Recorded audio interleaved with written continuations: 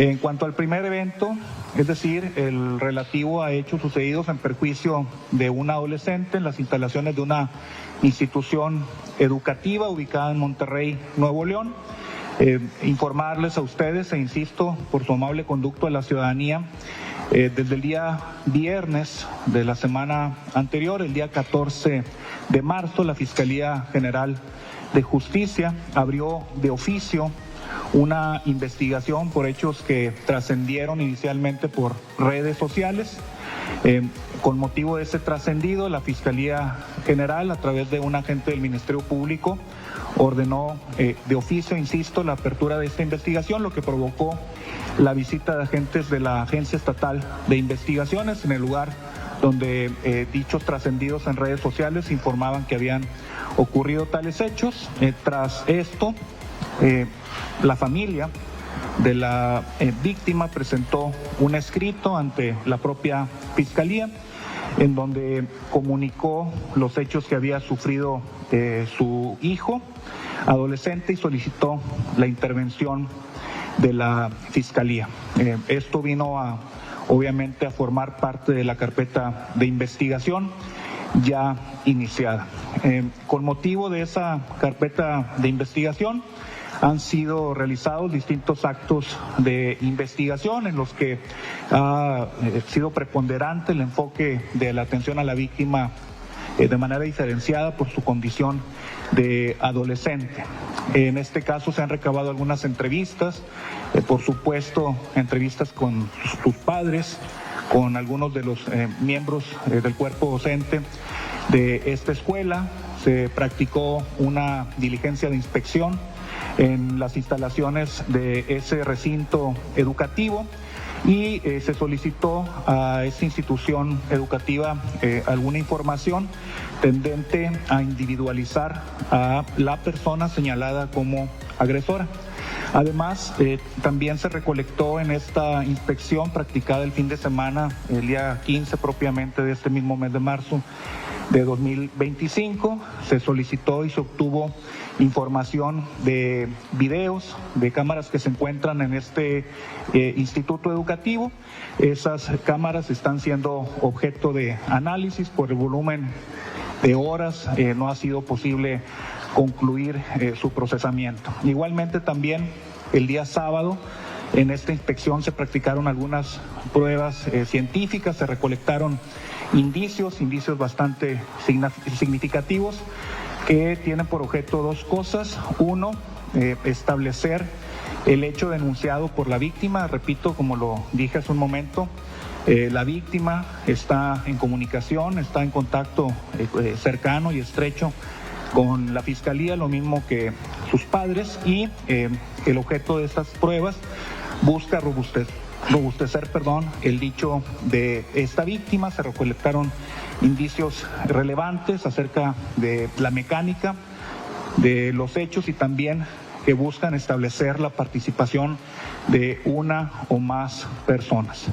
El análisis de los videos a que me referí busca también establecer cómo y cuándo sucedieron los hechos denunciados y el número de personas que participaron en los eventos y la participación de estas. El avance de la carpeta es significativo. La familia ha sido bastante colaboradora y ha solicitado, y lo digo con mucho respeto para ustedes y para todas las personas que nos escuchan, han solicitado el resguardo de la información personal y la información sensible de esta carpeta de investigación. No es un hecho menor el que sufrieron o padecieron, y por tal motivo hacemos estas reservas, que además, pues cabe decirlo y reiterarlo, como saben ustedes, es una reserva amparada en la ley. Hola, papacitos, aquí su tía Mona, la que siempre trae los temas calientitos, pero sobre todo, bien analizados.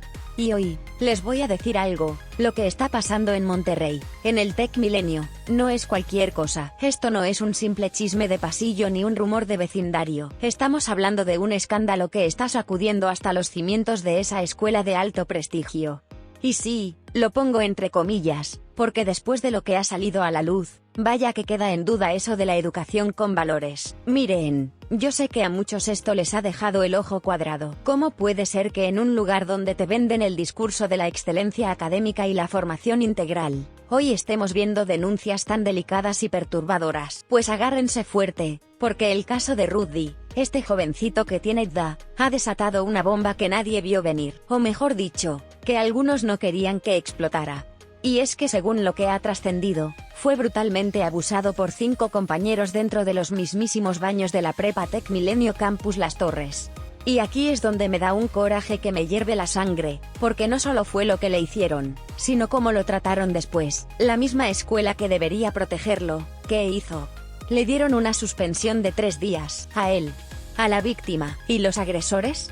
Pues hasta donde se sabe, están bien gracias. Algunos dicen que intocables porque tienen palancas hasta en el gobierno estatal. Y como siempre, papacitos, las preguntas incómodas empiezan a salir. ¿Qué tanto están dispuestos a tapar? ¿Qué poder tienen estas familias que parece que ni la justicia quiere o puede tocarlos? Pero eso no es todo, porque lo que enciende más el avispero es que este caso no solo se quedó dentro de las paredes de la escuela. La gente, los alumnos, las madres y padres de familia, están furiosos. Salieron a protestar, a exigir justicia, a pedir que se expulse a los culpables, y que no se siga protegiendo a nadie. Y lo que más me retuerce, es que hubo rumores de que hasta le negaron la entrada a los ministeriales para investigar. ¿Por qué? ¿Qué tienen que ocultar en el Tec Milenio? Y no me vengan con que la escuela no sabía nada. Aquí hay negligencia, encubrimiento y mucho más. Hay quienes aseguran que uno de los implicados es hijo de un político importante de Nuevo León. ¿Será por eso que las cosas se están manejando con tanto sigilo? ¿O será que están tratando de evitar un escándalo aún mayor que manche el nombre de las altas esferas regiomontanas? Así que, mis papacitos, pónganse cómodos porque vamos a desmenuzar cada detalle de este caso. Vamos a analizar lo que se ha dicho, lo que no quieren que sepamos y lo que podría venir después. Porque esto, les advierto, es solo la punta del iceberg de una historia que podría dejar en ridículo no solo a una institución, sino a todo un sistema que prefiere callar antes que enfrentar la verdad. General que se siente en la Prepa Tec Milenio Campus Las Torres, todo a raíz de una mesa de diálogo que se realizó al interior del plantel entre el personal, alumnos y padres de familia por los recientes hechos relacionados con el caso Rudy. No, suspendido, que en la entrada a la escuela diga suspendido, clausurado. Así que es clausurado. ¿Por qué quieres eso? Quiero entender. De acuerdo a los padres de familia, la institución no ha tomado cartas en el asunto, y mientras los padres y el alumnado piden justicia y acción, Tec Milenio se ha desentendido. El protocolo de ellos es que, pues por lo visto que a los afectados los retiran de aquí y a los presuntos agresores los siguen manteniendo y que vengan a clases, porque incluso hasta mi hijo decía que los presuntos agresores todavía estaban la semana pasada a clases cuando el afectado ya estaba retirado de la institución y todavía se reían y se jactaban de lo que habían hecho. Es increíble esto y es indignante. El día de hoy martes las clases se retomaron, pero no en las aulas. Las aulas brillan por la ausencia del alumnado, ya que la institución tomó la decisión de que las clases se lleven en línea, acto que los manifestantes señalan como una medida antiprotestas. Todos estamos muy enojados por lo de las clases en línea, no tuvieron por qué haber pasado, pero obviamente es para evitar todo esto y para evitar la manifestación. Pese a que las clases se hicieron en línea, las instalaciones se mantuvieron abiertas para los alumnos que quieran asistir y para quienes busquen manifestarse. Aunque esto último se presume tuvo obstáculos. Nos dieron muchas trabas para entrar aquí al Tec Milenio. Le tomaron foto a nuestras credenciales, nos preguntaron nuestros nombres, quisieron que nos quitáramos las máscaras para saber quiénes éramos. Nos negamos completamente ya que ellos no tienen derecho alguno. También tanto pinturas en aerosol y todo lo que traíamos nos querían quitar. Nos opusieron y nos amenazaron también. Por ahora los padres piden celeridad en el caso, tanto en acciones en contra de los presuntos responsables, el apoyo para la víctima y soluciones para asegurar la seguridad en el plantel, con imágenes. Ay, mis queridos. Aquí estamos de nuevo, desmenuzando este asunto que nos tiene a todos con el alma en un hilo. Y es que, cuando hablamos de compadrazgos y posibles influencias en la justicia de Nuevo León, la cosa se pone color de hormiga. Nuestro amigo Felipe Jesús Veo mencionó en su comentario que los compadrazgos de Samuel podrían ser un fuerte impedimento para la justicia en el estado, y eso nos deja pensando. Miren, no es la primera vez que se escuchan rumores sobre conexiones y favores en las altas esferas del poder. Recientemente, una investigación señaló que un proveedor del gobierno de Nuevo León cedió al gobernador Samuel García un rancho valuado en 800 millones de pesos. Aunque no se especifica el monto de la transacción, este tipo de relaciones generan dudas sobre posibles conflictos de interés. Cité Turn 0 News 9. Ahora, en el caso de Rudy y el Tecmilenio, algunos rumores apuntan a que uno de los agresores podría ser hijo de un político del gabinete del gobernador. Aunque no hay confirmación oficial de esta información, la mera posibilidad nos hace cuestionar, ¿podrían estas conexiones influir en la impartición de justicia en este caso? El gobernador ha declarado públicamente que no se protegerá a ningún agresor, y que se dará seguimiento al caso hasta esclarecer lo sucedido. Sin embargo, la comunidad está atenta y exige transparencia. Las autoridades educativas han señalado que, hasta el momento, no se tiene conocimiento de una denuncia formal de los hechos. Esto nos lleva a preguntarnos, ¿se están tomando las medidas necesarias para garantizar una investigación imparcial? ¿O estaremos, una vez más, ante un escenario donde las influencias y relaciones personales pesan más que la justicia misma? La sociedad exige claridad y acciones contundentes. No podemos permitir que las sombras del compadrazgo empañen la búsqueda de justicia para Rudy y para cualquier otra víctima. Es momento de que las autoridades demuestren con hechos que, en Nuevo León, la justicia no tiene amigos ni compadres, solo tiene un compromiso: la verdad.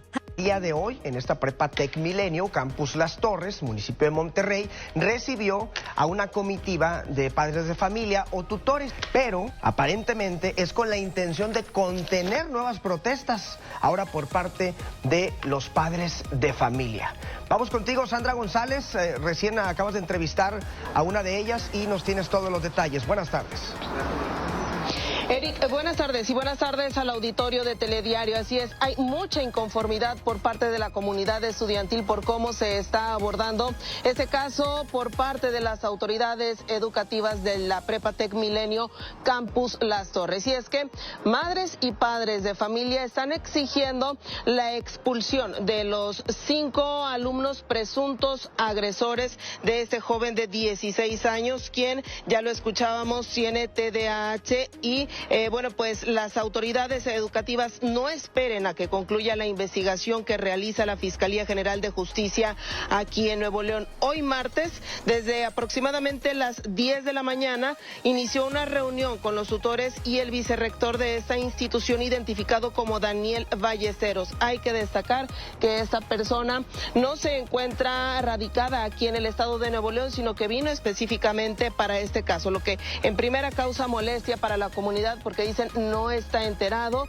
no sabe a ciencia cierta lo que pasa en esta institución. Bueno, aunque en un principio se informó que la atención a los padres de familia se realizaría en pequeños grupos que fueron citados a diferentes horas, finalmente ingresaron juntos a una de las aulas para expresar sus inconformidades. Los padres de familia al final de esta reunión votaron para exigir que no se les permita la entrada a los 5 presuntos agresores, también alumnos de la institución, mientras que el vicerrector y una docente les pidió esperar hasta que las autoridades investigadoras concluyeran su trabajo para tener un veredicto, para decidir qué se hace con estos 5 alumnos. Esto sin duda provocó la molestia de las madres y padres, aunado a estar inconformes porque también se tomó la determinación de que las clases se lleven en línea por tiempo indefinido. Les acaban de dar esa noticia hoy, las clases fueron en línea, algunos de los alumnos estuvieron llegando aquí al campus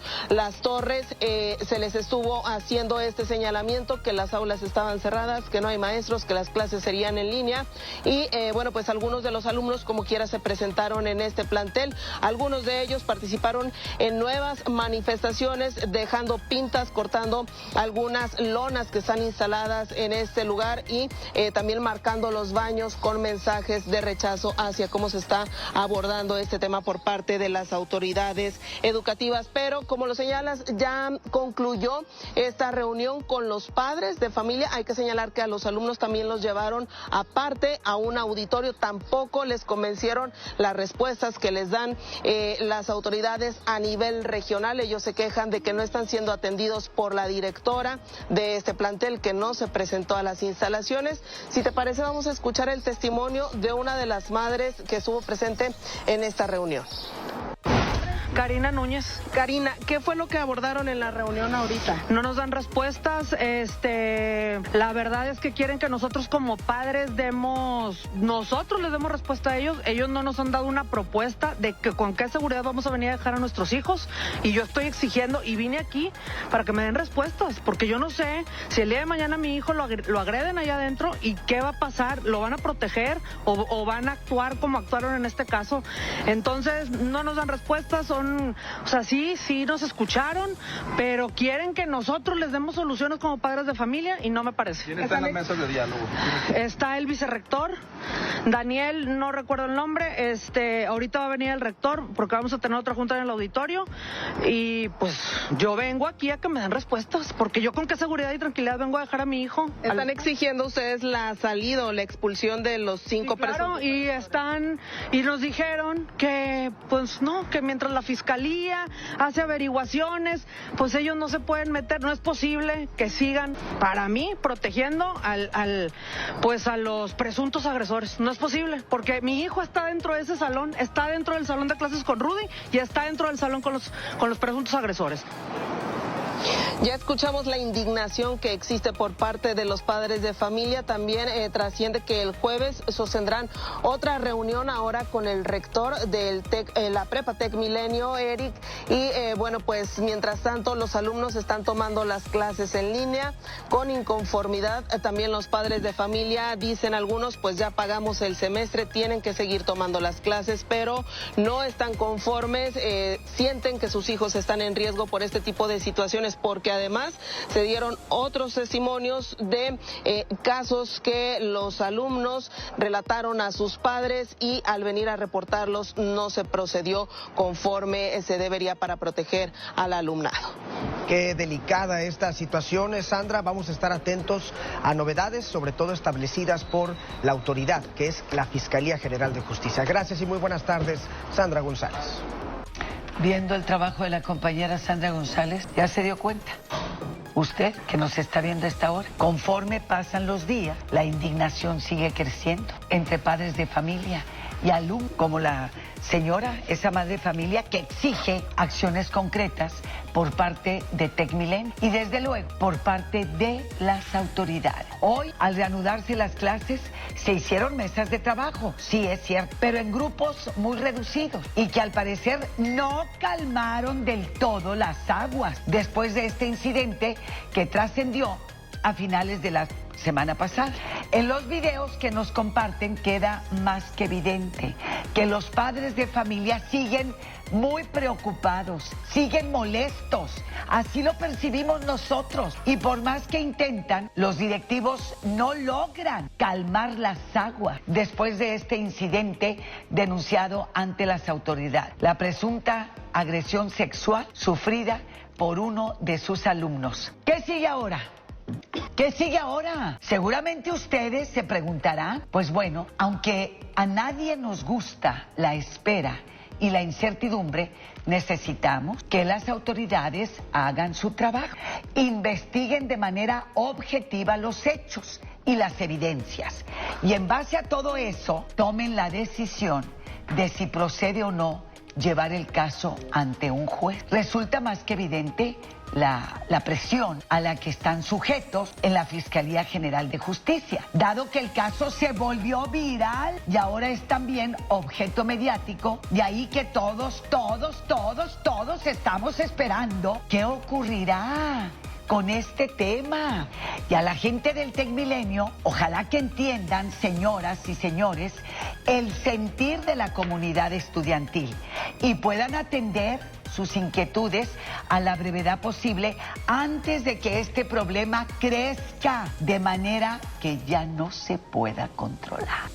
Esto está bien canijo, bien delicado este tema, que ha trascendido a nivel mundial. Ya ve que ahora con la tecnología, nombre, se llega a todas partes. A todas partes del mundo. Y que no se quiera tapar el sol con un dedo, como se dice de manera coloquial. Que sean las cosas claras para tranquilidad de los padres de familia y de todos los alumnos. Y los papás que no claudiquen, y los estudiantes tampoco, porque la autoridad tiene que hablar y también el TEC Milenio. Y que todos tengan ese valor civil para decir, hablo porque hablo, ¿ok? No nada más aventar la piedra y esconder la mano. ¡No!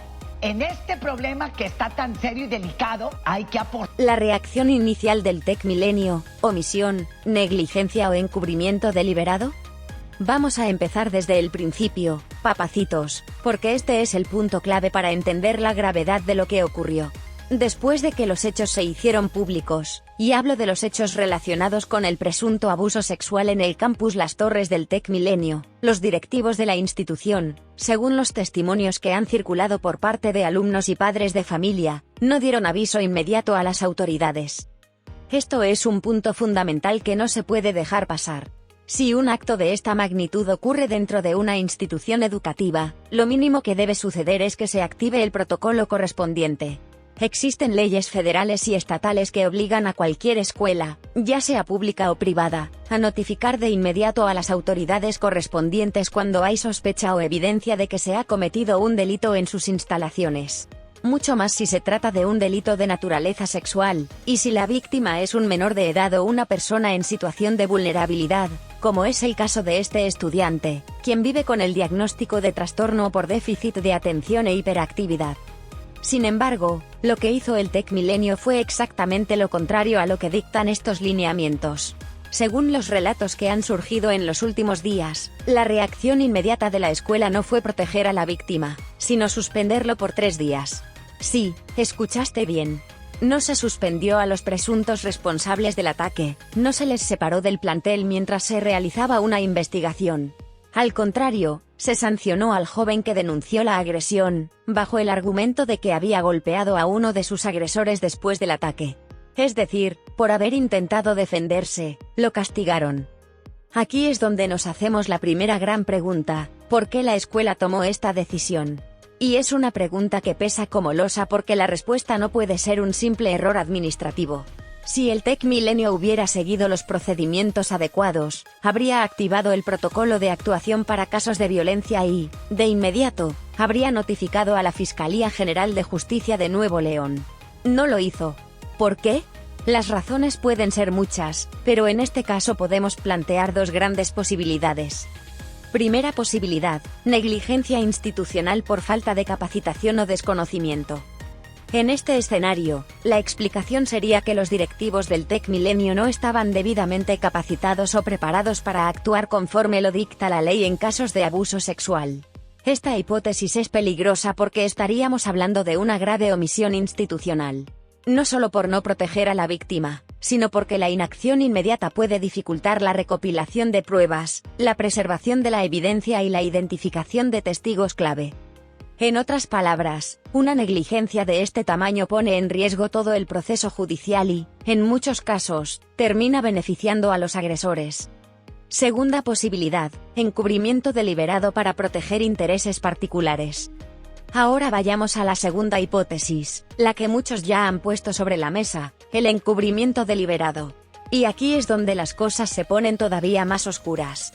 Se ha rumorado que uno de los 5 estudiantes implicados es hijo de un funcionario importante dentro del gabinete del gobernador de Nuevo León, Samuel García.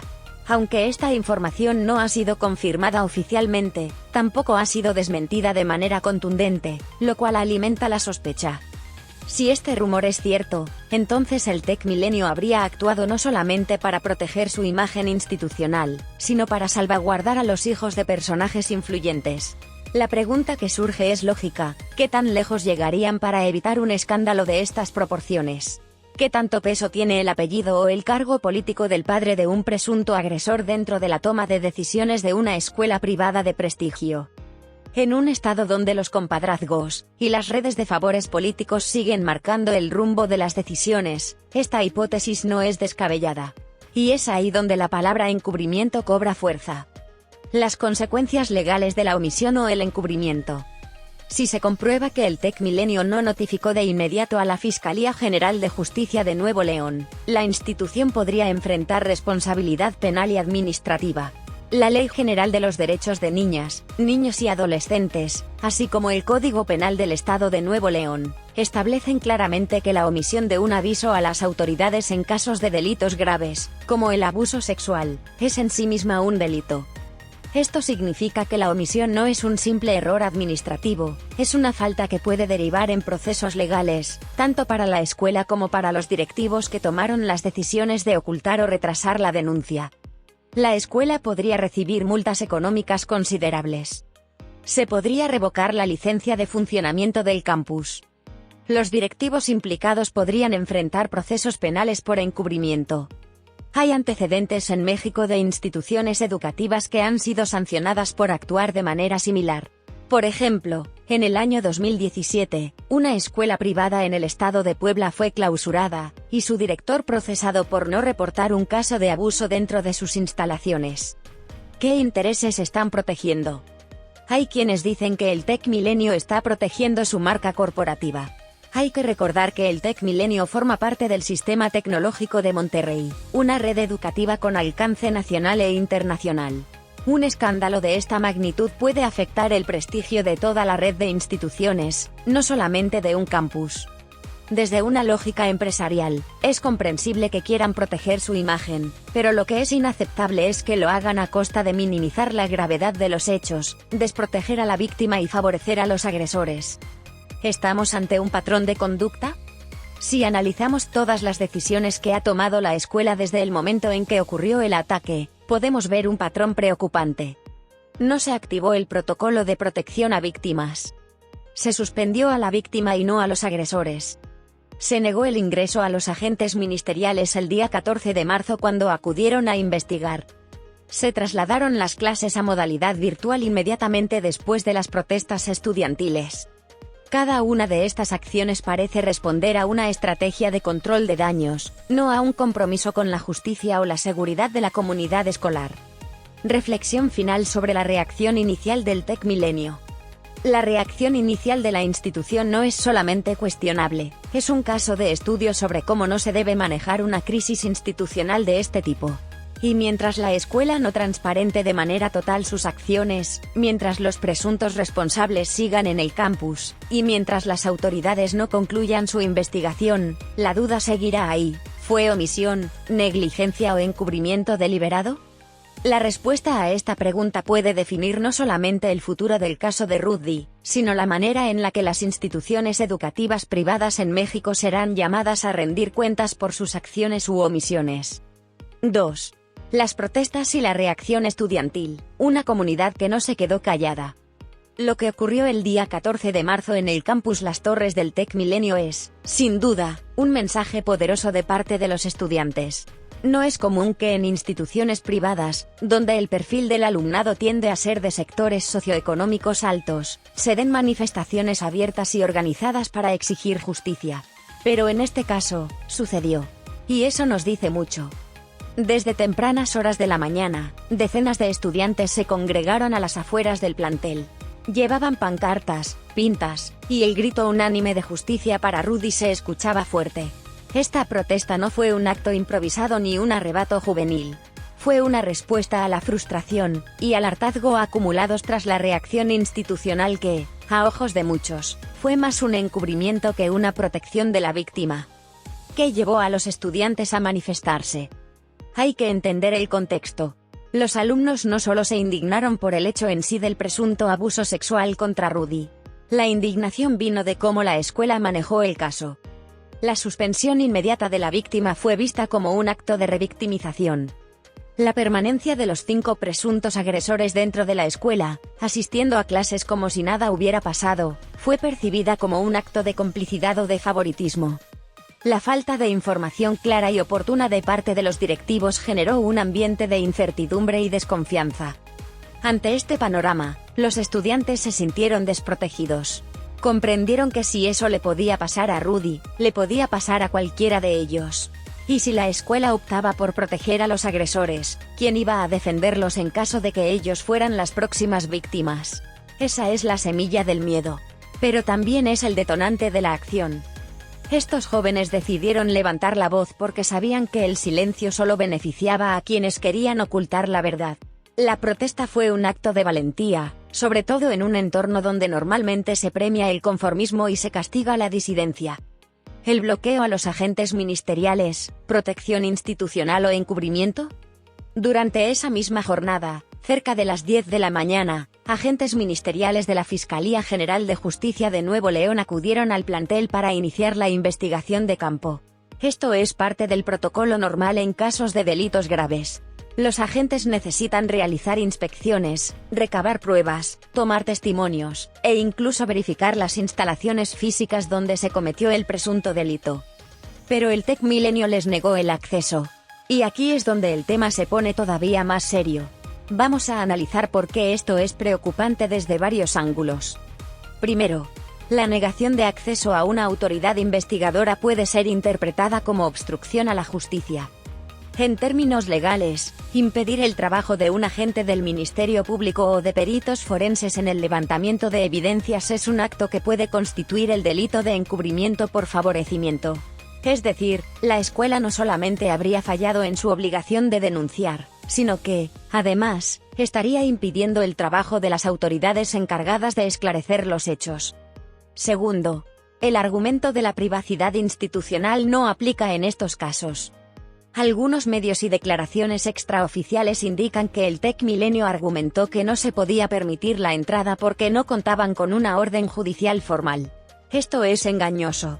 En México, ante la presunción de un delito grave como abuso sexual, los agentes ministeriales tienen la facultad de ingresar a una institución educativa para realizar las diligencias correspondientes, sin necesidad de una orden judicial previa, siempre y cuando haya una denuncia presentada o una investigación abierta por oficio.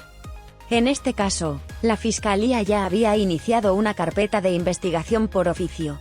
Por tanto, el impedimento al acceso no solo es injustificado, sino que incrementa las sospechas de que había algo que ocultar. ¿Qué buscaban evitar que se encontrara?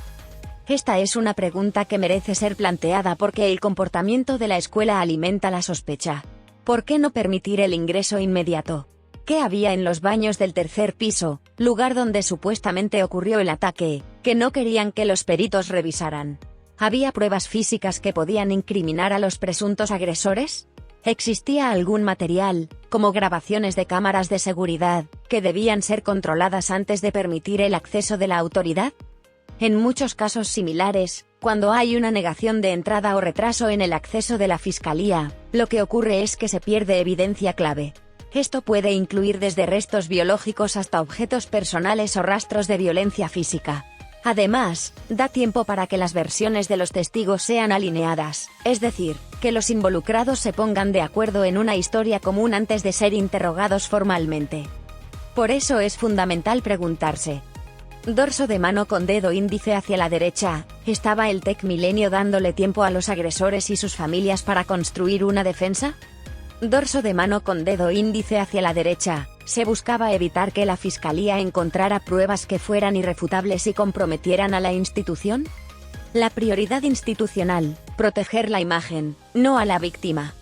El hecho de trasladar las clases a modalidad virtual justo después de la protesta, alegando motivos de seguridad, es otro indicio de que la preocupación principal del Tec Milenio no era la justicia ni el bienestar de la víctima, sino el control de daños mediático e institucional.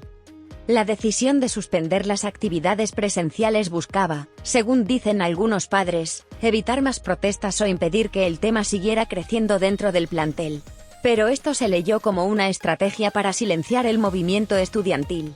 En lugar de abrir espacios de diálogo o permitir una investigación abierta y transparente, la escuela cerró filas y aisló a la comunidad estudiantil en un entorno virtual. Esto refuerza la percepción de que el colegio está priorizando la defensa de su marca institucional por encima de la búsqueda de justicia y verdad.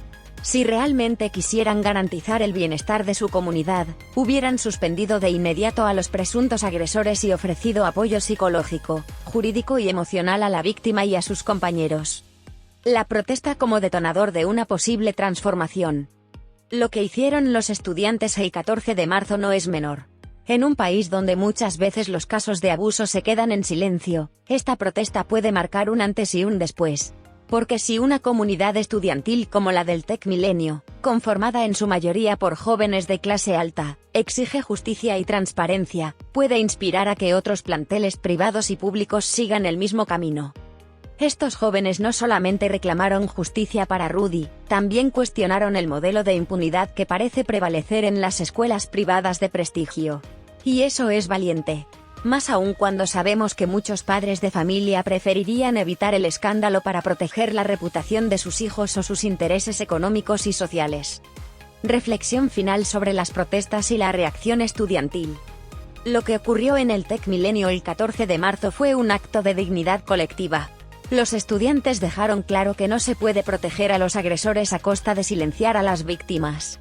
La escuela, al negar el acceso a las autoridades y trasladar las clases al ámbito virtual, dio señales claras de querer controlar la narrativa, pero la presión social demostró que eso ya no es posible. La gran pregunta ahora es: ¿esta protesta será el inicio de un cambio real en la forma en que las escuelas manejan estos casos? ¿O se quedará como un acto simbólico más, que el sistema terminará neutralizando? 3. El manejo de la situación, clases virtuales como medida de control de daños. Después de las protestas estudiantiles del 14 de marzo y la creciente presión en redes sociales, el Tec Milenio Campus Las Torres tomó una decisión que, en apariencia, buscaba proteger a su comunidad, suspender las clases presenciales y trasladarlas a una modalidad virtual de manera indefinida, al menos hasta el 21 de marzo. En su comunicado oficial, la escuela afirmó que esta medida tenía como propósito garantizar la seguridad y el bienestar de todos los estudiantes.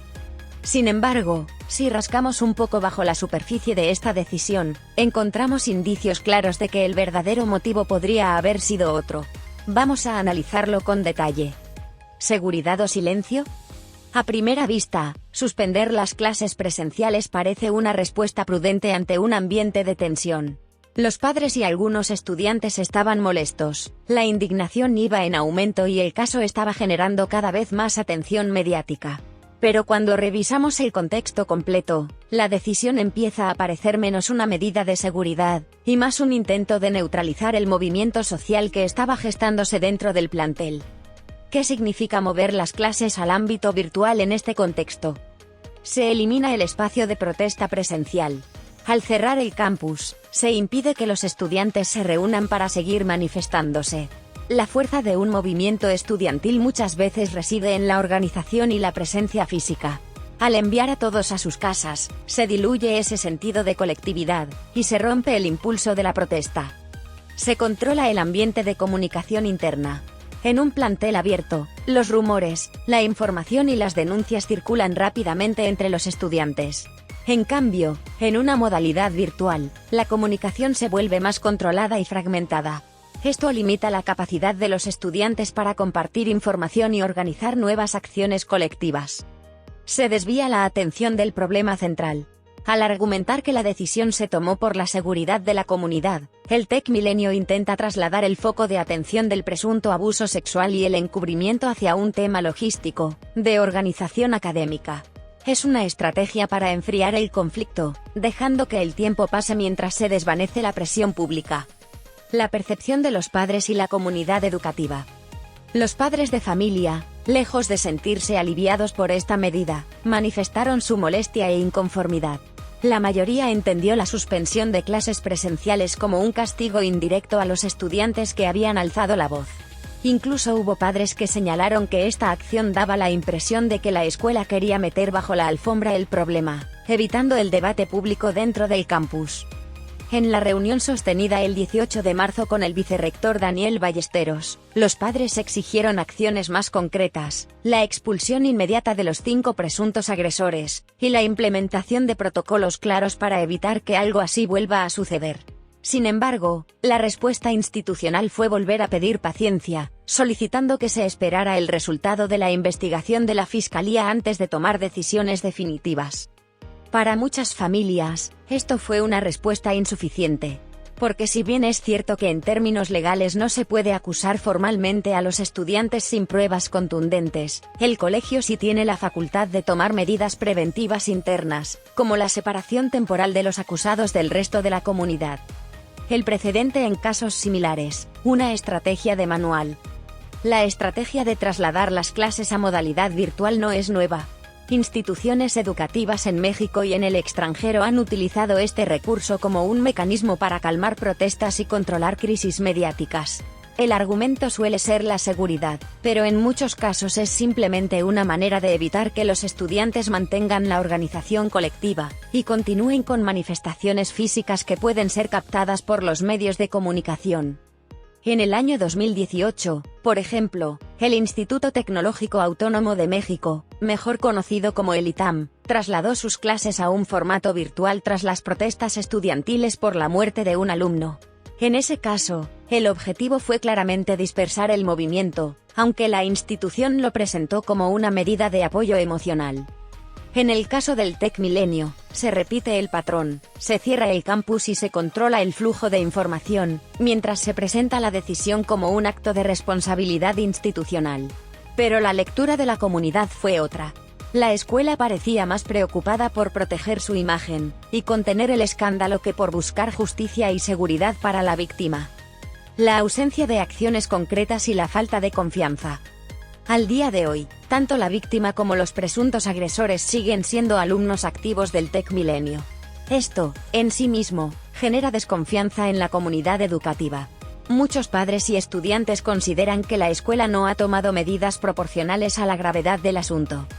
Cuando se anuncia que las clases seguirán de manera virtual por lo menos una semana más, el mensaje que se percibe es el siguiente. La institución evita enfrentarse al problema de manera directa, y apuesta a que la distancia física diluya la presión. Esta estrategia de enfriamiento del conflicto podría tener resultados a corto plazo, en el sentido de que se reduzcan las manifestaciones y las expresiones públicas dentro del campus. Pero a largo plazo, puede socavar la confianza en la institución, y desacreditar su compromiso con la justicia y la transparencia. ¿Qué alternativas tenía el TecMilenio que no quiso tomar? Hay varias acciones que el TecMilenio pudo haber implementado en lugar de recurrir a la suspensión de clases presenciales. Separar temporalmente a los presuntos agresores mientras se realiza la investigación. Esto habría sido una medida preventiva razonable, y envía el mensaje de que la escuela está comprometida con el bienestar de la víctima. Convocar a asambleas abiertas con padres y estudiantes para explicar de manera transparente los pasos que la institución estaba tomando, lo cual podría haber reducido el clima de incertidumbre y especulación. Ofrecer apoyo psicológico especializado a toda la comunidad escolar, incluyendo la víctima, los testigos y cualquier estudiante afectado emocionalmente por los hechos. Facilitar el ingreso de los agentes ministeriales, y colaborar plenamente en la investigación para demostrar que no hay nada que ocultar. Al no tomar ninguna de estas medidas de forma contundente, el TecMilenio desperdició la oportunidad de mostrarse como una institución comprometida con la verdad y la justicia. Reflexión final sobre el manejo de la situación. El traslado a clases virtuales no resuelve el problema de fondo. Al contrario, parece una respuesta evasiva a una crisis que exige transparencia, justicia y acciones firmes. Mientras la institución priorice la protección de su imagen corporativa por encima de los derechos y la seguridad de sus estudiantes, el conflicto seguirá latente. La pregunta que sigue en el aire es: ¿cuánto tiempo podrá el TecMilenio sostener esta estrategia sin que la presión de la comunidad, de los medios y de la sociedad civil lo obliguen a tomar decisiones más radicales? Claro que sí, papacito. Ahora nos vamos de lleno al cuarto punto, que es igual o más delicado que los anteriores. Aquí vamos a analizar cómo ha sido la intervención de la Fiscalía General de Justicia de Nuevo León en este caso, y qué significa cada uno de sus movimientos hasta el momento. Vamos a desmenuzar lo que se sabe y lo que podemos suponer con fundamento, porque en estos casos, los tiempos y las formas dicen más de lo que se ve a simple vista. 4. ¿La intervención de la Fiscalía, una investigación seria o solo un trámite obligado? Después de que las protestas de los estudiantes del TecMilenio y la presión en redes sociales reventaron el caso, la Fiscalía General de Justicia de Nuevo León se vio forzada a intervenir. Porque, papacito, seamos honestos, si no hubiera sido por el ruido mediático y el clamor social, este caso se hubiera quedado estancado dentro de las paredes del campus Las Torres, como tantos otros que nunca salen a la luz. El mismo viernes 14 de marzo, por la tarde, la Fiscalía informó que había abierto una carpeta de investigación por oficio. Esto es importante porque significa que no esperaron una denuncia formal para actuar, lo cual refleja que los indicios de un posible delito grave eran evidentes a partir de la información que ya circulaba en redes sociales y medios de comunicación. Posteriormente, más entrada la tarde, la víctima acudió a presentar una denuncia formal acompañada de su familia y un asesor jurídico. Esto le dio mayor peso legal a la investigación que ya estaba en marcha, permitiendo que el Ministerio Público pudiera iniciar diligencias oficiales. Hasta aquí, todo parecería indicar que el proceso camina. Pero hay muchos puntos clave que debemos analizar para entender si realmente se está buscando justicia o si solo están simulando que investigan para calmar la presión pública. ¿Qué ha hecho la Fiscalía hasta el momento? Inicio de carpeta de investigación por oficio. Esto es correcto y, en teoría, demuestra una respuesta inmediata. Sin embargo, hay que preguntarse por qué no hubo una reacción previa, considerando que el caso ya había sido del conocimiento de la comunidad educativa varios días antes. Recepción de la denuncia formal de la víctima. Esto legitima el proceso, porque una denuncia formal permite que el Ministerio Público pueda solicitar medidas cautelares y realizar actos de investigación más profundos. Inspección de las instalaciones del campus Las Torres. Se informó que peritos acudieron el sábado siguiente al lugar donde habrían ocurrido los hechos, es decir, los baños del tercer piso. Pero recordemos que a los agentes ministeriales se les negó el acceso inicialmente el viernes 14 de marzo, y solo se permitió el ingreso al día siguiente. Aquí hay un problema. El tiempo es vital en la recolección de pruebas físicas. Un día de diferencia puede significar la pérdida de rastros biológicos, alteración de la escena y manipulación de evidencia. Entonces, la pregunta es, ¿qué se perdió durante esas horas? ¿Qué pudieron haber limpiado o alterado? Eso solo lo sabrán quienes estuvieron en el campus en ese lapso. Identificación plena de los 5 presuntos responsables.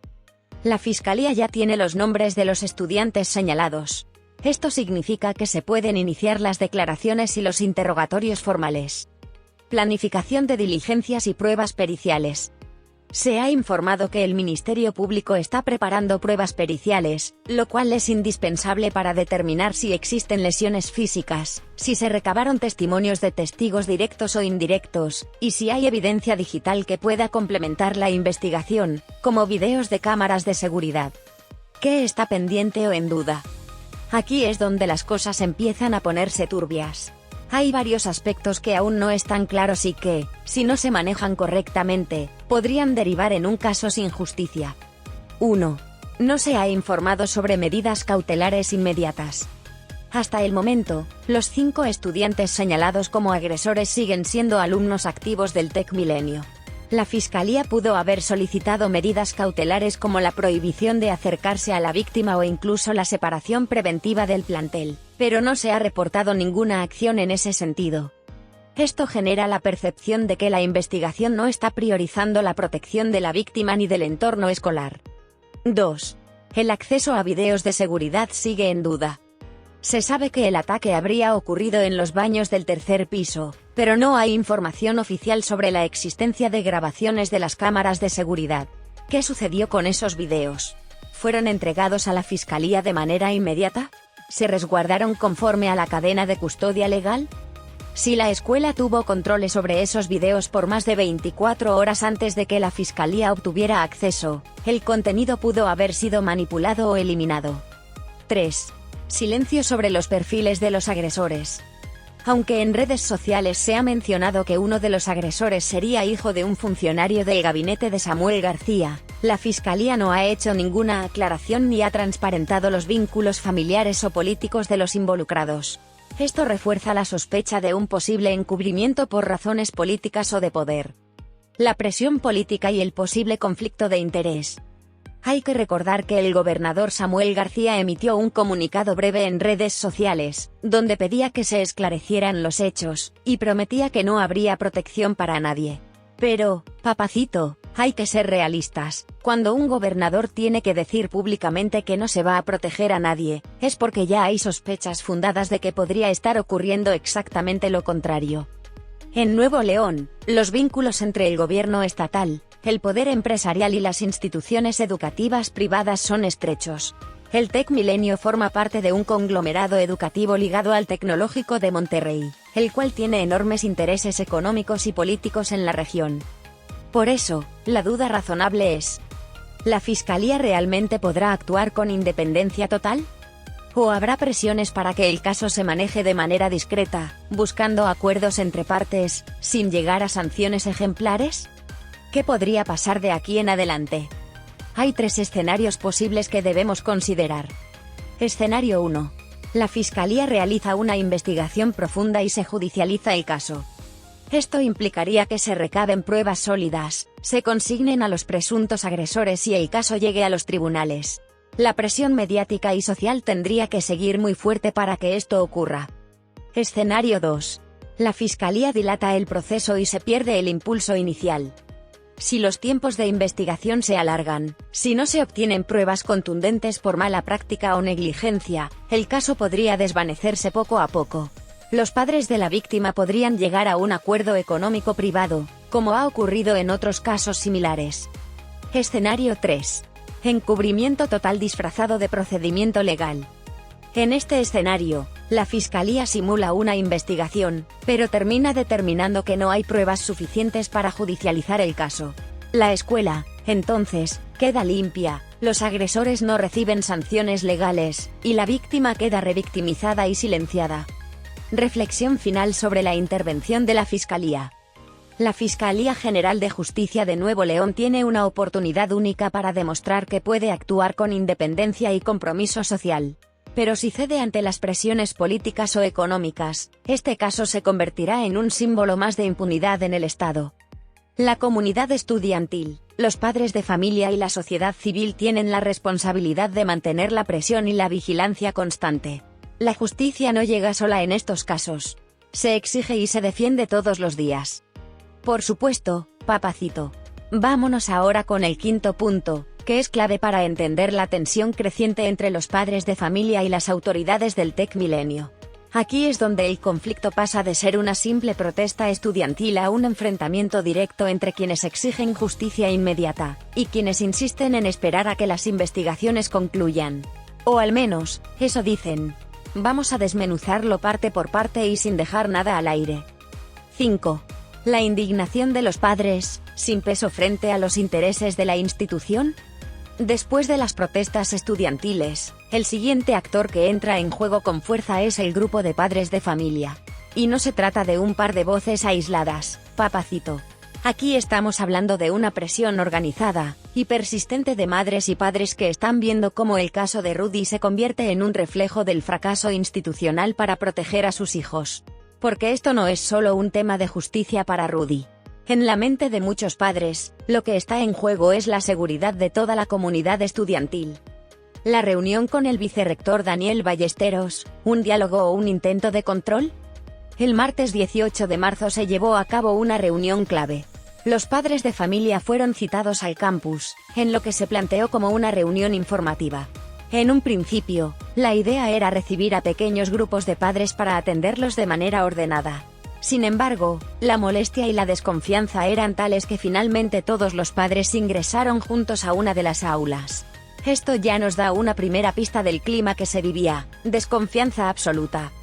Durante esa reunión, los padres exigieron la expulsión inmediata de los 5 presuntos agresores. La exigencia no era una sugerencia. Fue unánime y contundente. Los padres pedían que los responsables no volvieran a pisar el campus, sin importar que la investigación de la Fiscalía aún estuviera en proceso. Para ellos, el hecho de que existiera una denuncia formal, y que los agresores estuvieran plenamente identificados era razón suficiente para separarlos de la comunidad educativa de manera preventiva. Pero, ¿qué respondió el vicerrector Daniel Ballesteros? Pedir paciencia. Solicitó que se esperara hasta que la Fiscalía concluyera la investigación, y se emitiera un veredicto oficial antes de tomar cualquier decisión drástica. Según su postura, la escuela no podía actuar sin el respaldo de una resolución legal. Y aquí viene el problema, papacito. Porque la comunidad educativa no es un tribunal de justicia, pero sí tiene la responsabilidad de garantizar un ambiente seguro para todos sus alumnos. Legalmente, el TEC Milenio sí podía tomar medidas preventivas, como la separación temporal de los señalados. Que no lo haya hecho es una decisión institucional que deja entrever dos posibles lecturas. Dos interpretaciones de la negativa del TEC Milenio a expulsar a los agresores. 1. Temor a demandas por violación de derechos estudiantiles. Puede que el TEC Milenio haya optado por no expulsar a los agresores sin una resolución judicial firme para evitar que las familias de los implicados los demanden por violación a sus derechos educativos o por daño moral. Este es un escenario que, aunque legalmente complejo, no es raro en México. Las instituciones privadas temen procesos legales largos y costosos que puedan derivar en indemnizaciones millonarias. 2. Protección a intereses de familias poderosas. La otra hipótesis, más crítica, es que la institución está protegiendo a los hijos de personajes influyentes, posiblemente con vínculos políticos o económicos relevantes. Ya hemos mencionado la versión que circula en redes sobre el parentesco de uno de los agresores con un funcionario del gobierno de Samuel García. Si esto fuera cierto, el TEC Milenio podría estar evitando un escándalo mayor, asumiendo un costo temporal de imagen a cambio de proteger una relación de poder a largo plazo. La molestia y desconfianza de los padres de familia. Los padres que asistieron a la reunión no se quedaron tranquilos. Al contrario, salieron más molestos. La idea de que los presuntos agresores siguieran asistiendo a clases, aunque fueran en modalidad virtual, resultaba inaceptable para muchos. Tanto así, que decidieron votar dentro de la misma reunión para exigir que no se permitiera la entrada al campus a los 5 estudiantes involucrados, aún sin la autorización de la escuela. Este tipo de votaciones en asambleas improvisadas revela el vacío de liderazgo de la institución. Si el TEC Milenio hubiera tomado decisiones firmes desde el principio, los padres no habrían sentido la necesidad de autogestionar el proceso. A esto se suma la inconformidad con la medida de clases virtuales, que muchos interpretaron como un castigo colectivo, y una forma de silenciar el movimiento social de los estudiantes. La fragmentación de la información dentro del TEC Milenio, un síntoma de desorganización. Otro hecho que revela la desorganización interna es lo que ocurrió durante esa jornada. Mientras los padres estaban reunidos con el vicerrector Ballesteros, los alumnos fueron llevados a otro auditorio, en una reunión presidida por un coordinador regional que, según los propios estudiantes, no estaba enterado de los detalles del caso ni de las acciones que la institución estaba tomando. Esto habla de una falta de comunicación interna alarmante. En una situación de crisis, cualquier institución seria tendría una estrategia unificada de información, para evitar que los rumores se conviertan en verdades mediáticas, y para asegurar que todos los niveles jerárquicos estén en la misma sintonía. Eso no ocurrió en el TEC Milenio. El mensaje que reciben los estudiantes es de desconcierto y desconfianza, porque ni los directivos locales ni los regionales parecen tener una estrategia clara para enfrentar la crisis. ¿Qué hay detrás de la negativa a actuar con contundencia? Lo que parece evidente es que el TEC Milenio está apostando al desgaste, a dejar pasar el tiempo hasta que la presión disminuya, y la comunidad acepte un cierre administrativo del caso, sin necesidad de sanciones ejemplares. Esta estrategia ha sido usada en otras instituciones privadas cuando hay casos de abuso o violencia. Se espera que las familias afectadas lleguen a un acuerdo privado, y que el tema desaparezca del ojo público. Si los padres de Rudy aceptaran una compensación económica y se retirara la denuncia, el caso podría cerrarse sin necesidad de consecuencias penales o administrativas para la institución. Pero, papacito, aquí el problema es que el escándalo ya es demasiado grande. La sociedad regiomontana y los medios nacionales ya están mirando con lupa cada movimiento. Y mientras más tiempo pase sin decisiones contundentes, más crece la desconfianza en el TEC Milenio. La lección que muchos padres están aprendiendo a la fuerza. La indignación de los padres de familia va más allá del caso concreto de Rudy. Muchos se están preguntando si el modelo de educación privada en Monterrey, ese que promete excelencia y seguridad a cambio de colegiaturas millonarias, realmente protege a sus hijos. Porque si una escuela de prestigio, con los recursos y la infraestructura del TEC Milenio, no puede garantizar justicia y seguridad, ¿qué se puede esperar de las demás? Este cuestionamiento puede tener consecuencias a largo plazo para el TEC Milenio y para otras instituciones similares. La confianza de los padres es el activo más importante en este tipo de escuelas. Si se pierde, la matrícula puede caer, las donaciones disminuyen y la reputación institucional se resiente a nivel nacional. Reflexión final sobre la indignación de los padres. En este momento, la comunidad de padres del TEC Milenio tiene la sartén por el mango. Ellos son quienes pagan las colegiaturas, quienes sostienen el negocio educativo y quienes, si deciden actuar de manera colectiva, pueden obligar a la institución a tomar decisiones más firmes. La gran pregunta es: ¿tendrán la organización y la determinación para seguir presionando hasta el final? ¿O el tiempo y las negociaciones privadas terminarán desactivando la indignación legítima que hoy los impulsa? Con mucho gusto, Papacito. Ahora nos adentramos en el sexto punto, que es uno de los temas más sensibles y oscuros de todo este caso. Aquí es donde el rumor, la especulación fundamentada y la lógica de poder en Nuevo León se entrecruzan. Vamos a analizar detalladamente lo que se sabe y, sobre todo, lo que se sospecha acerca de los presuntos responsables del ataque y sus vínculos familiares. Porque en México, Papacito, los apellidos pesan. Y a veces, pesan más que la ley. 6. La sospecha que flota en el ambiente: ¿hijos de quién son los presuntos responsables? Desde el principio, uno de los elementos que ha levantado mayor indignación, no solo en la comunidad del TEC Milenio sino en la opinión pública de Nuevo León, es el perfil de los 5 alumnos señalados como responsables del abuso contra Rudy. Aunque sus nombres no han sido revelados de manera oficial, en redes sociales y en foros de discusión han circulado versiones que apuntan a que al menos uno de ellos tendría vínculos familiares directos con funcionarios de alto nivel en el gobierno estatal de Samuel García. Y aquí es donde tenemos que ir con pinzas, Papacito. Porque no podemos afirmar categóricamente algo que aún no ha sido confirmado por las autoridades, pero lo que sí podemos hacer es analizar por qué esta hipótesis ha cobrado tanta fuerza y qué implicaciones tiene. El contexto de poder en Nuevo León. ¿Cómo funciona el compadrazgo? Nuevo León es conocido, y no desde ahora, por sus redes de poder político, empresarial y familiar, que muchas veces terminan protegiendo a ciertos grupos o personas de la acción de la justicia. La política del compadrazgo, los favores entre familias de élite, y las alianzas estratégicas no son una ley escrita, pero son una práctica común que marca el funcionamiento del poder en el Estado. Dentro de este entramado de influencias, los colegios privados como el TEC Milenio no son solo instituciones educativas, son también espacios donde se reproducen y consolidan las élites. Los hijos de políticos, empresarios, funcionarios públicos y líderes sociales conviven y se relacionan ahí, formando redes que después terminan controlando negocios, puestos públicos y hasta decisiones de gobierno. Por eso nos sorprende que, cuando estalla un escándalo de este tipo, lo primero que surjan sean las sospechas sobre quiénes son los padres de los agresores. ¿Qué se dice sobre los agresores? Las versiones más repetidas en redes sociales sugieren que uno de los 5 presuntos responsables es hijo de un funcionario del gabinete del gobernador Samuel García. Otros rumores mencionan que otro de los implicados podría ser familiar de un importante empresario ligado al sector de la construcción y la obra pública en Monterrey. Aunque esto no ha sido confirmado, lo cierto es que ninguna autoridad ha salido a desmentirlo de manera contundente, lo que alimenta la percepción de que hay algo que se quiere ocultar. En México, el silencio institucional suele interpretarse como un signo de negociación en marcha o de encubrimiento.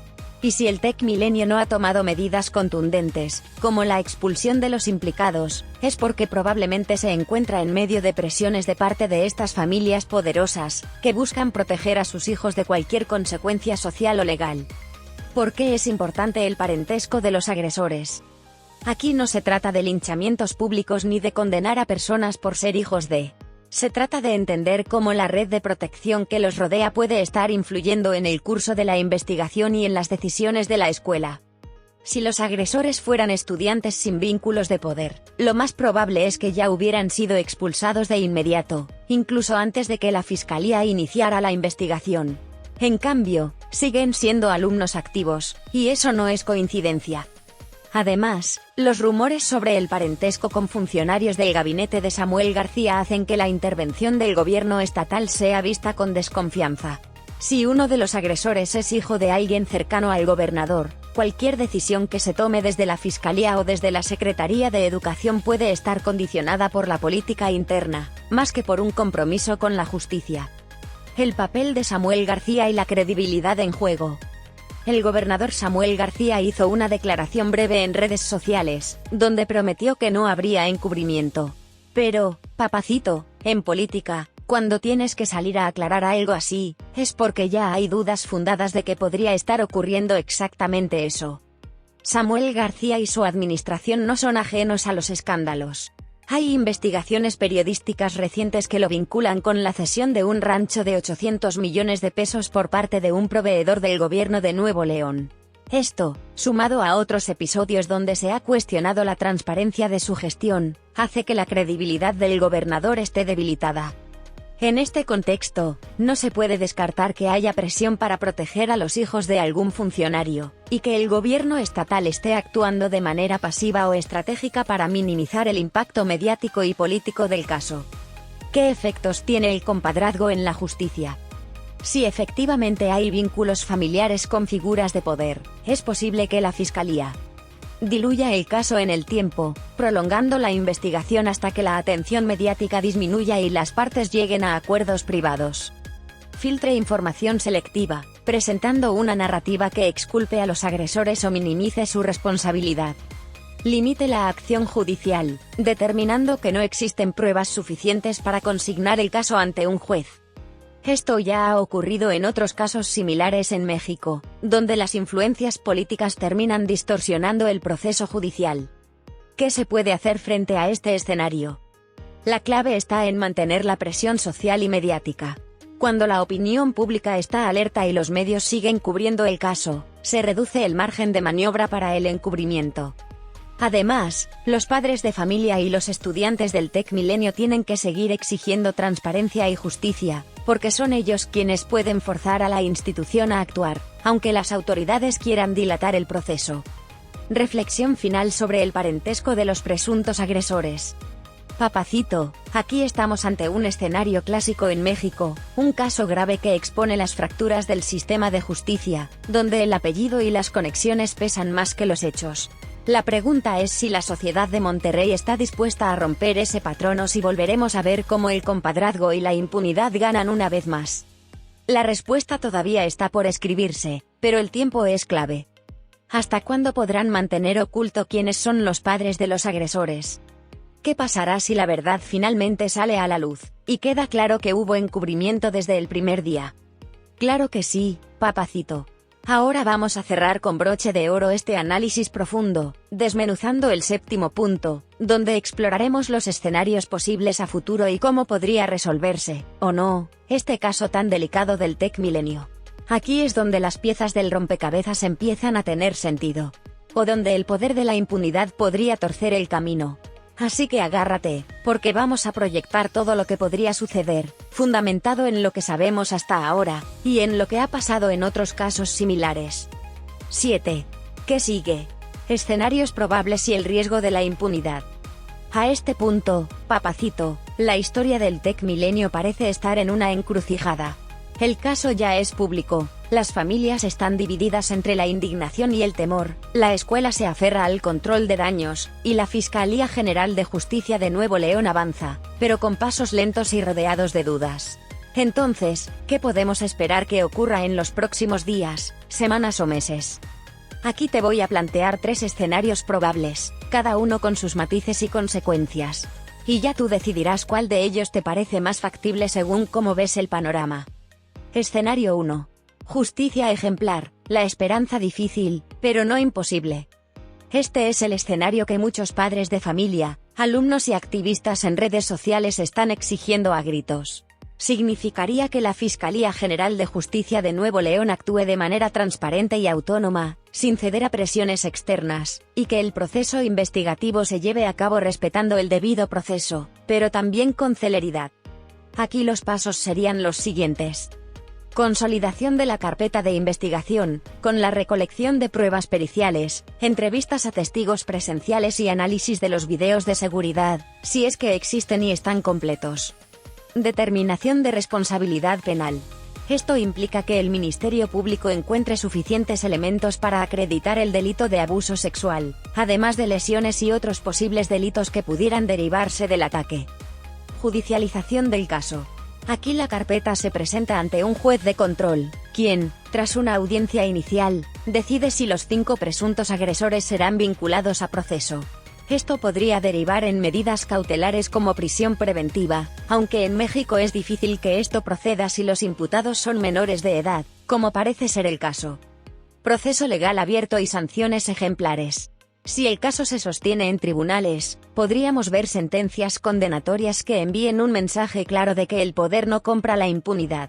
También significaría un golpe fuerte para el TecMilenio, que tendría que asumir responsabilidades administrativas e incluso civiles.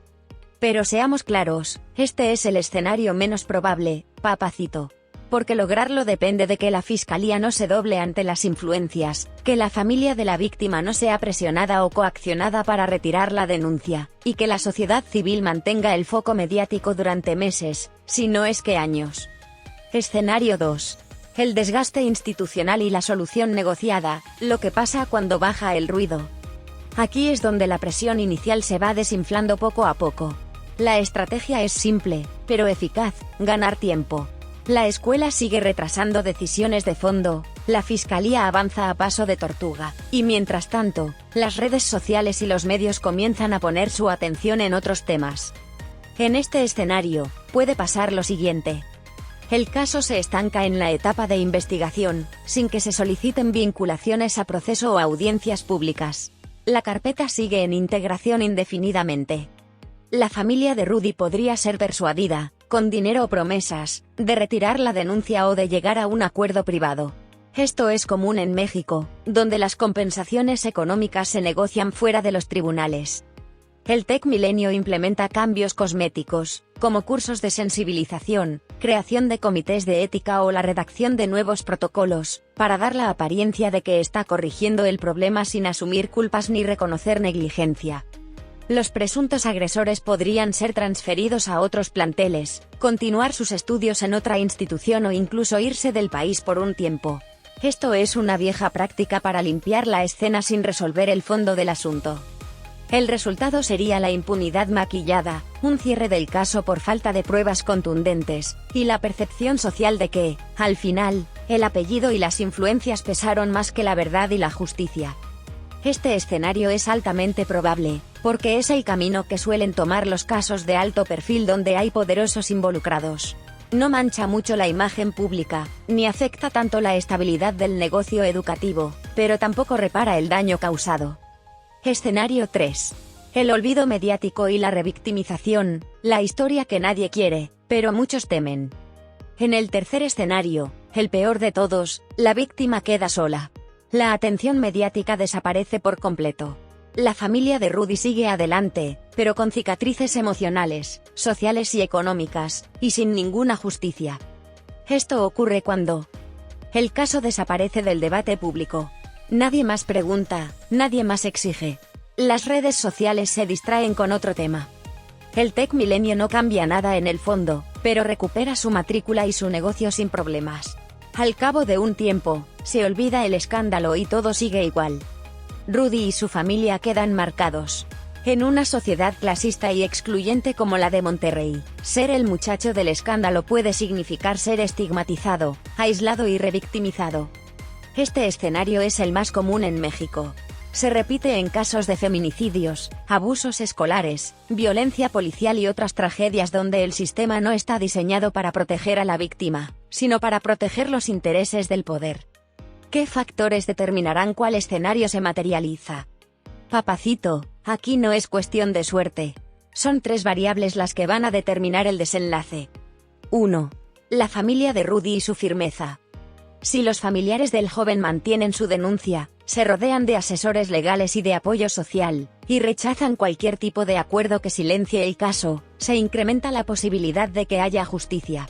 Pero si se sienten solos, amenazados o presionados, pueden terminar cediendo. 2. La presión de la sociedad civil. Las organizaciones de derechos humanos, los colectivos estudiantiles, los medios independientes y la comunidad en redes sociales tienen que mantener la lupa sobre el caso. La presión social funciona. Es incómoda, pero es el único antídoto contra la impunidad sistémica. 3. La autonomía y la voluntad política de la Fiscalía. Si la Fiscalía se comporta como un organismo independiente, hay esperanza. Si se pliega al poder político y económico, ya sabemos el final. Y en Nuevo León, Esa autonomía es más teórica que real. Reflexión final sobre lo que puede pasar. El caso de Rudy en el TecMilenio es más que una denuncia de abuso sexual. Es un espejo que muestra cómo funciona la justicia en México cuando el poder está de por medio. Es un caso que puede marcar un antes y un después en la manera en que las instituciones privadas enfrentan sus responsabilidades frente a la sociedad. La gran pregunta, papacito, es: ¿estamos frente a una oportunidad de cambiar las cosas o será otro capítulo de la misma historia de siempre? ¿Tú qué opinas? ¿Crees que se va a romper el ciclo de impunidad o volveremos a ver cómo el poder y el dinero lo compran todo? Vamos con todo, papacito. Vamos a cerrar este análisis como se debe, con una conclusión fuerte, envolvente, que despierte la reflexión, pero que también avive el morbo y la necesidad de seguir escarbando en lo que parece un misterio cada vez más profundo. Aquí no vamos a dejar títere con cabeza. Y lo más importante, vamos a plantear preguntas incómodas, porque si algo duele en estos casos es el silencio de quienes deberían hablar. Conclusión: el secreto mejor guardado del TecMilenio. ¿Qué pasó realmente en los baños del tercer piso? Después de escarbar en cada rincón de esta historia, papacito, lo único que queda claro es que no quieren que sepamos la verdad. Porque lo que empezó como la denuncia de un ataque brutal contra un joven vulnerable, hoy se ha convertido en un laberinto de versiones encontradas, rumores sin confirmar y un silencio institucional que huele a miedo. Y ya sabes cómo dicen los abuelos, cuando el río suena, es porque agua lleva.